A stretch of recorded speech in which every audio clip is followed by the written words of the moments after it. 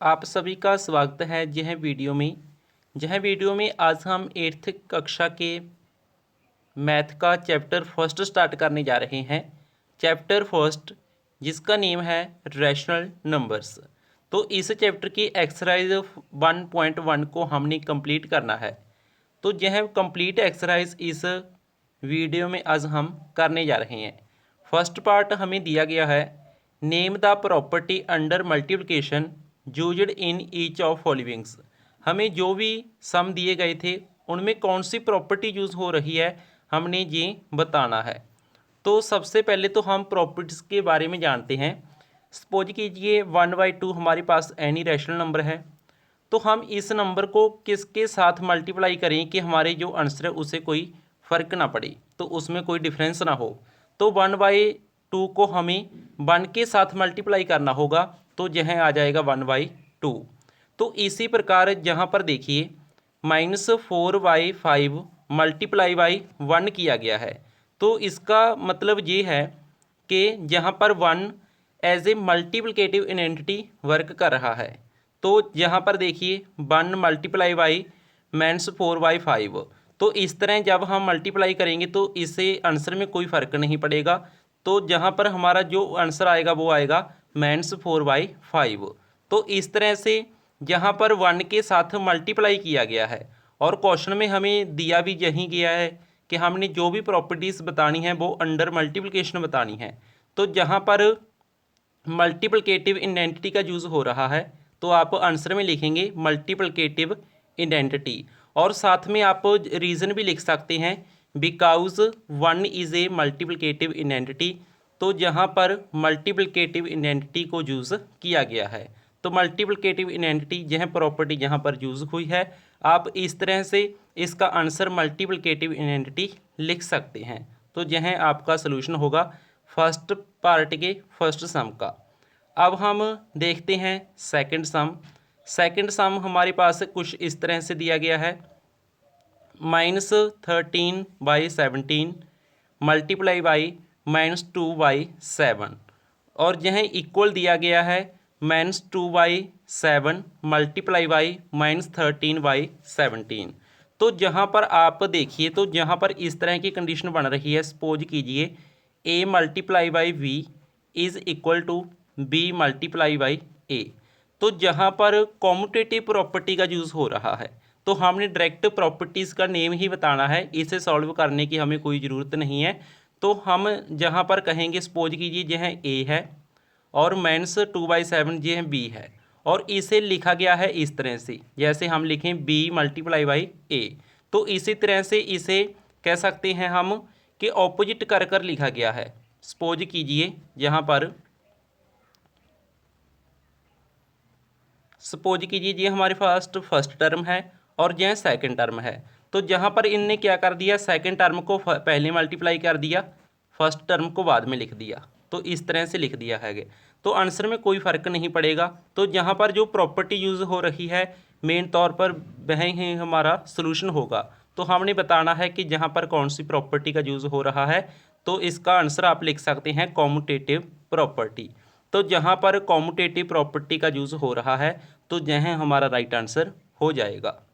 इसकी standard form कुछ इस तरह से होती है, हम आपको दोबारा बता देते हैं। सपोज कीजिए हमारे पास ए नंबर है और बी है, तो इसे हम इस तरह से लिख सकते हैं, और ये तो हुआ अंडर मल्टीप्लिकेशन। इसी तरह से हम अंडर एडिशन लिख सकते थे, a plus v is equal to है b प्लस ए। तो यह प्रॉपर्टी अंडर मल्टीप्लिकेशन और अंडर एडिशन दोनों तरह से होल्ड करेगी। तो हमने बताना था ओनली अंडर मल्टीप्लिकेशन, तो आप इसका आंसर लिख सकते हैं कॉम्यूटेटिव प्रॉपर्टी। तो यह हमारा सोल्यूशन हो जाएगा। अब हम बढ़ते हैं नेक्स्ट क्वेश्चन की ओर। नेक्स्ट क्वेश्चन कुछ इस तरह से दिया गया है, तो जहाँ पर लिखा है -19/29 और मल्टीप्लाई किया गया है इसे 29/-19। तो जहाँ पर देखिए आप, जो -19/29 है, इसका यदि हम निकालें इन्वर्स, तो इसका मल्टीप्लिकेटिव इन्वर्स क्या होगा, तो जहाँ पर हमारे पास जो न्यूमिनेटर है वह डिनोमिनेटर बन जाएगा और जो डिनोमिनेटर है वह न्यूमिनेटर बन जाता है। तो -19/29 का मल्टीप्लिकेटिव इन्वर्स क्या होता है, 29/-19। तो क्या किया गया है, जहाँ पर इन्वर्स को मल्टीप्लाई किया गया है, तो इन्वर्स को मल्टीप्लाई करने से हमारे पास आंसर आ रहा है 1। तो जहाँ पर हम क्या कह सकते हैं कि इन्वर्स की प्रॉपर्टी यूज़ की गई है। तो हमने डायरेक्ट प्रॉपर्टी का नेम बताना था, तो आप जहाँ पर लिखेंगे मल्टीप्लिकेटिव इन्वर्स। तो मल्टीप्लिकेटिव इन्वर्स यह प्रॉपर्टी जहाँ पर यूज़ हुई है, तो हमने डायरेक्ट जो आइडेंटिटी का नेम था, प्रॉपर्टी का नेम था, वो ही हमने लिखना था जो। तो इसका सोल्यूशन हो जाएगा मल्टीप्लिकेटिव इन्वर्स। अब हम बढ़ते हैं नेक्स्ट क्वेश्चन की ओर। तो यह क्वेश्चन है, tell what property allows you to compute this. तो हमारे पास यह दिया गया था और इसे हम इस तरह से लिख सकते हैं, यह हमें कहा गया था। तो हमने ये बताना था कि कौन सी प्रॉपर्टी हमें अलाउ करती है इस तरह लिखने के लिए। तो जहाँ पर आपको हम स्टैंडर्ड फॉर्म बताते हैं तो उसके बाद आपको क्लियर हो जाएगा। सपोज कीजिए यह हमारे पास ए है, 6 बी है और यह हमारे पास सी है। तो इसे जो ये साइड है, इस साइड पर इसे इस तरह से लिखा गया है, ए मल्टीप्लाई बाई ब्रैकेट में लिखा गया है बी मल्टीप्लाई बाई सी, और इसे हमने कुछ इस तरह से लिखा है ए मल्टीप्लाई बाई बी और मल्टीप्लाई बाई सी। तो आप देखिए जहाँ पर ये ही होगा, ए हमने किसे माना था 1/3 को, तो जहाँ पर इस तरह से लिखा गया है। तो इसके साथ हम जब कंपैरिजन करते हैं तो इस तरह की हमारे पास स्टैंडर्ड फॉर्म बनती है। तो जो स्टैंडर्ड फॉर्म बन गई है हमारे पास, ए मल्टीप्लाई बाई ब्रैकेट में अब हमने बी और सी को मल्टीप्लाई करना है, तो यह इस तरह से लिखी जा सकती है, बी मल्टीप्लाई बाई ए और बी की मल्टीप्लाई ब्रैकेट में, और थर्ड टर्म सी की हम मल्टीप्लाई कर सकते हैं। तो इस तरह से लिख सकते हैं। तो यह स्टैंडर्ड फॉर्म कौन सी प्रॉपर्टी की है, एसोसिएटिव प्रॉपर्टी की। तो एसोसिएटिव प्रॉपर्टी की यह एक स्टैंडर्ड फॉर्म है अंडर मल्टीप्लिकेशन। तो हमने यहाँ पर प्रॉपर्टी का बारे में बताना था कि कौन सी प्रॉपर्टी की हमें अलाउ करती है कि हम इस तरह से लिख सकते हैं। तो यह है एसोसिएटिव प्रॉपर्टी अंडर मल्टीप्लिकेशन। तो यह जो हम हाईलाइट कर रहे हैं ये आपका सलूशन है, एसोसिएटिव प्रॉपर्टी अंडर मल्टीप्लिकेशन। तो आप इसे नोट कर सकते हैं।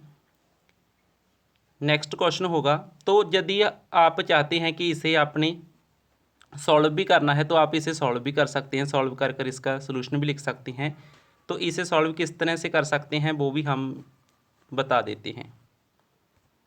यहाँ पर देखिए, इसे 1/3 लिखेंगे और इन दोनों की मल्टीप्लाई हो जाएगी 24/5, और इसे इक्वल लिखेंगे हम, इसके साथ ये कैंसिल हो जाएगा 2 पर, 1 multiply by 2 multiply by 4 multiply by 5, तो जहाँ इससे कैंसिल हो जाएगा 8 पर, 8/5, तो जहाँ इक्वल होगा जहाँ पर भी 8 बन जाएगा मल्टीप्लाई करने के बाद 8/5। तो इस तरह से यह बोथ साइड्स इक्वल आ जाती हैं। तो यह किस वजह से आई हैं, एसोसिएटिव प्रॉपर्टी के कारण। तो इस तरह से इसका आप सोल्यूशन भी कर सकते हैं। तो लास्ट क्वेश्चन है इस एक्सरसाइज का, हम फिल इन ब्लैंक्स दिया गया था, फिल इन द ब्लैंक्स को फिल करना था हमने। The product of 2 rational number is always. तो 2 रैशनल नंबर की प्रोडक्ट क्या होती है, रैशनल नंबर ही होती है। तो इसके बारे में आपको हम एग्जाम्पल के थ्रू जो हैं समझाना चाहेंगे। तो देखिए, फॉर एग्जाम्पल हमारे पास एक नंबर है रैशनल नंबर 1/2 और सेकंड नंबर हमारे पास है 1/3। तो यह दोनों क्या हैं, रैशनल नंबर हैं। तो इनकी हमने क्या करनी है, प्रोडक्ट करनी है। तो 1/2 प्रोडक्ट बाई 1/3, तो इसे मल्टीप्लाई करने के बाद हमारे पास आंसर आएगा 1/6। तो 1/6 क्या है, एक रैशनल नंबर है। तो इस तरह से आप इसका रिज़ल्ट याद कर सकते हैं कि यदि हम 2 रैशनल नंबर्स को मल्टीप्लाई करते हैं तो हमारे पास रैशनल नंबर ही आएगा। तो आपने डायरेक्ट जो है आंसर अपनी नोटबुक में नोट कर लेना है। तो इस तरह से अब हमारी ये एक्सरसाइज कंप्लीट हो गई है। इसके अलावा बाकी चैप्टर्स भी हमारे चैनल पर अवेलेबल हैं, तो आप उनकी वीडियोस भी देख सकते हैं। धन्यवाद।